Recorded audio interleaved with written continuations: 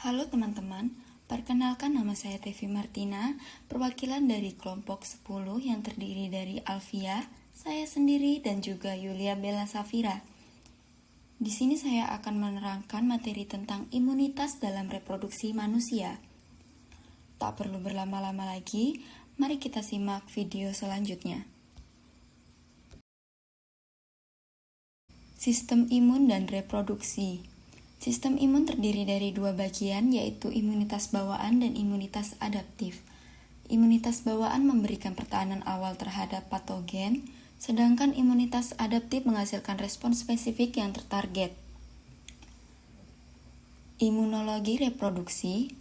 Imunologi reproduksi mempelajari respon imun dalam proses reproduksi. Sistem imun ibu harus toleran terhadap janin untuk menjaga kehamilan, namun juga harus melindungi dari infeksi. Endokrinologi dalam reproduksi. Yang pertama, ada hormon berperan penting dalam perkembangan, pertumbuhan, dan fungsi organ reproduksi. Hipotalamus melepaskan GnRH yang menstimulasi hipofisis anterior untuk mengeluarkan FSH dan LH. Hormon-hormon ini memengaruhi produksi hormon seks. Yang kedua, pada pria, testosteron yang dihasilkan oleh testis berperan dalam perkembangan karakteristik seksual sekunder. Pada wanita, estrogen dan progesteron diproduksi oleh ovarium memengaruhi siklus menstruasi dan kehamilan. Ketiga, kelenjar endokrin lain seperti tiroid, paratiroid, pankreas, dan adrenal juga menghasilkan hormon yang memengaruhi proses reproduksi dengan berbagai cara. Antibodi antisperma atau yang disingkat dengan ASA. ASA adalah antibodi yang menyerang sperma normal, dianggap sebagai benda asing. Hal ini dapat terjadi karena sistem imun tubuh tidak mengenali sperma sebagai sel tubuh sendiri. Dampaknya dapat menghambat motilitas sperma, proses fertilisasi, dan implantasi embrio. Ini merupakan salah satu faktor yang dapat menyebabkan fertilitas. Etinologi ASA.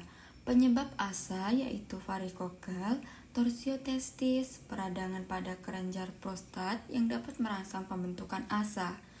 Mekanisme ASA sendiri yaitu spermatozoa dianggap sebagai antigen asing oleh sistem imun wanita.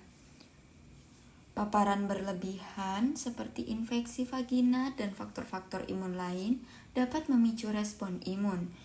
Jalur imun seperti respon imun terhadap sperma dapat melalui dua jalur, yaitu jalur aferen sebagai pengenalan antigen dan jalur eferen sebagai produksi antibodi.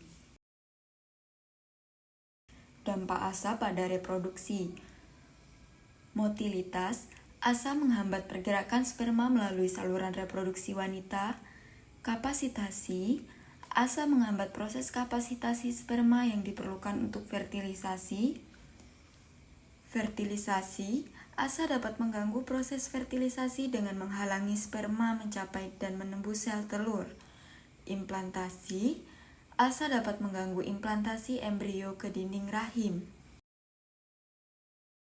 Pengobatan ASA dibagi menjadi 3, yaitu kondom yang bertujuan untuk mengurangi paparan sperma.